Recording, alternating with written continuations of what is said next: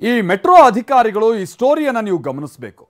ಕೆಲವೊಂದು ಸಂದರ್ಭದಲ್ಲಿ ಸರಿಯಾಗಿ ವ್ಯವಸ್ಥೆ ಇಲ್ಲದೆ ಇರುವಂಥದ್ದು ಎಂಥ ಸಮಸ್ಯೆಯನ್ನು ತಂದಿಡುತ್ತೆ ಅನ್ನುವಂಥದ್ದಕ್ಕೆ ಈ ಸ್ಟೋರಿ ಇದೆಯಲ್ಲ, ಇದು ಸಾಕ್ಷಿ.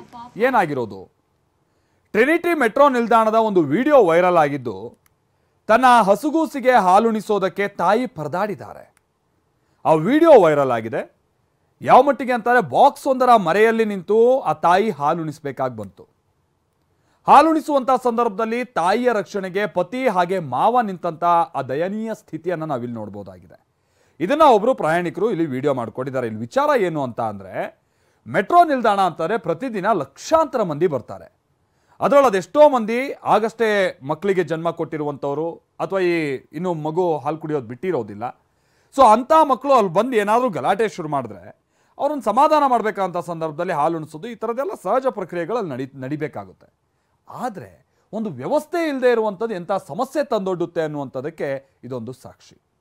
ಈಗ ನೋಡಿ, ಈಗ KSRTC ಬಸ್ ನಿಲ್ದಾಣದಲ್ಲೆಲ್ಲ ಆದರೆ ಈ ಆರೈಕೆ ಕೇಂದ್ರ ಇಂತಹದ್ದೆಲ್ಲವೂ ಕೂಡ ಇದೆ. ಬಟ್ ಮೆಟ್ರೋ ಸ್ಟೇಷನಲ್ಲೂ ಅಂಥ ವ್ಯವಸ್ಥೆ ಬೇಕು. ಮೆಟ್ರೋಗಳಲ್ಲಿ ಮಹಿಳೆಯರಿಗೆ ಆರೈಕೆ ಕೇಂದ್ರವನ್ನು ಸ್ಥಾಪಿಸೋದಕ್ಕೆ ಪತ್ರವನ್ನು ಬರೆಯಲಾಗಿದೆ.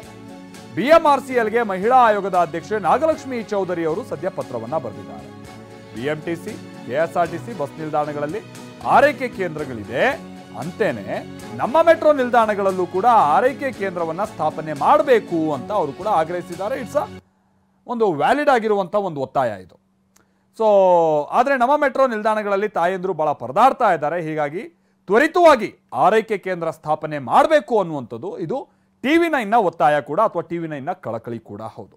ಯಾಕಂದರೆ ಇದು ಭಾಳ ಸಂದರ್ಭದಲ್ಲಿ ನಮ್ಮ ಗಮನಕ್ಕೆ ಬರ್ತಾ ಇರುವಂಥ ಸಂಗತಿ.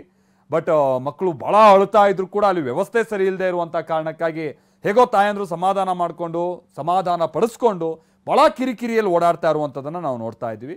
ಬಟ್ ಮುಂದೆ ಹೀಗೆ ಆಗಬಾರ್ದು. ಇಂಥದ್ದೊಂದು ವ್ಯವಸ್ಥೆ ಕೂಡಲೇ ಎಲ್ಲ ಮೆಟ್ರೋ ನಿಲ್ದಾಣಗಳಲ್ಲೂ ಕೂಡ ಆಗಬೇಕಿದೆ.